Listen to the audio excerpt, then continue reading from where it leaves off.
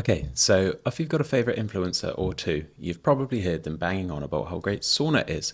And if by some bizarre quirk of fate, I'm your favourite influencer, well, then you're about to hear me bang on about how great sauna is. But hopefully this video is a little different to what you've seen before. For starters, I'm not going to share any videos or imagery of me half naked and sweaty in a wooden box. Instead, I'm going to explore the published, peer-reviewed scientific literature that gave rise to the sauna for longevity hype train and explain the mechanisms by which sauna seems to do us good, so far as we understand it. Expect to learn what current human data we have to support sauna's use as a tool for increasing lifespan and health span, and a bit more about how it seems to work. So that evidence, unsurprisingly, almost all the evidence comes from Finland, where they're mad about sauna, with the internet reliably informing me that somewhere around 80 to 90% of homes have a sauna. And word on the grapevine is that Finns are so enthusiastic about sauna that they've been known, when on aid missions to Africa with the UN or the WHO, to bring inflatable portable saunas with them so they can keep saunaing despite being sat on the equator. Anyway, let's get into it.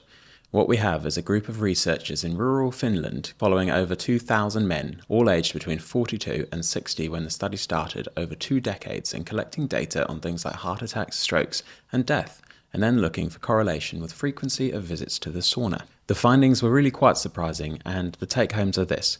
In this cohort, over 2 decades, the likelihood of death by any cause dropped by 40% for those that sauned 4 to 7 times per week, over those that only sauned once per week, and the likelihood of cardiovascular disease, think heart attacks and strokes, was cut in half. And then the same research group released a further paper 2 years later that reported that the risk of dementia falls by 2/3 if you sauna 4 to 7 times a week. Dope. Now let's get into the good, the bad and the ugly of that study. The first thing that springs to mind is that if we want to make generalizable, sweeping statements about a lifestyle modification to help anyone and everyone to live a long and healthy life, it'd be best not to exclude half the adult population, as they've done here by selecting only males. Next, the people involved are Finns, which is fair enough given where the study took place. But are the benefits amplified by their distance from the equator and lack of warmth and solar radiation? We don't know. We would if a similar study was undertaken nearer the equator. Also, and again, this is probably to do with the study participants being Finnish, the comparison groups in the study are those that sauned once per week, 2 to 3 times per week, or 4 to 7 times per week. It would have been lovely to have a group that don't sauna at all, given that that's the natural state of most of us non-Finns. And lastly, this is an impressively long follow-up time, but still, with the participants pushing 80, it'll be very interesting to see where things go from here. I hope the study continues and the researchers keep publishing. Now let's talk about what's good about the study.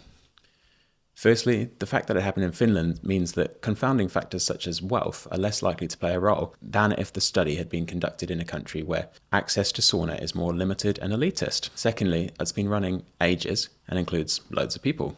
So that's pretty good. And that sets it right up towards the highest level of evidence one might reasonably expect given the expense of running a generational randomized control study of sauna bathing.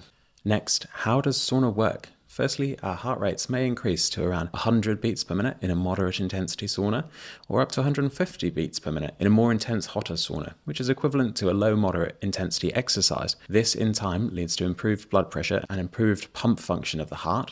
So just as exercise trains the heart and blood vessels, so too does sauna, with studies finding that sauna also improves function of the endothelium or lining of the arteries and better smooth muscle compliance of our arteries. Another mechanism by which sauna may help us age gracefully is by triggering the production of a group of chemicals called heat shock proteins, which appear to aid cell recovery from stress and to promote the clearing away of damaged proteins. And studies also find that sauna reduces inflammation as measured by biomarkers in the blood, CRP, interleukin-6, and TNF-alpha. Oh, and sauna also seems to put us into an increased parasympathetic nerve tone, or in other words, helps us to chill out, rest, digest, and restore. As usual, you can find links to the studies below. So that brings us on to, should we all be saunaing? Well, as with all sweeping general statements, there exist exceptions to the general statement that sauna is something we may all want to consider for a healthy, happy, long life. Most importantly, people with unstable heart conditions or for whom it would be dangerous to undertake light to moderate exercise should abstain. So too, pregnant people are usually advised not to sauna due to the lack of robust evidence that it is safe. And one study linked down below found a temporary reversible drop-off in sperm production for men using sauna. So men looking to reproduce may wish to temporarily abstain. And the researchers behind the Kuopio Ischaemic disease risk factor study, referenced earlier in the video, point to a non-significant amount of sudden deaths occurring within 24 hours of sauna when paired with alcohol consumption. But for most of us, most of the time, sitting in a hot wooden box a few times per week seems a pretty safe and enjoyable longevity bet, whilst hopefully being either an enjoyable social or an opportunity for calm, quiet and disconnect, depending on who you choose to do it with, as you won't be able to bring your phone in with you. And I can tell you from personal experience that bookbinding glue remelts and the pages of your book start falling out around 70 degrees. That's all for today's video. If you enjoyed, please consider smashing the like button, hitting subscribe, and letting me know in the comments what else you'd like to see me cover. Thank you. Bye.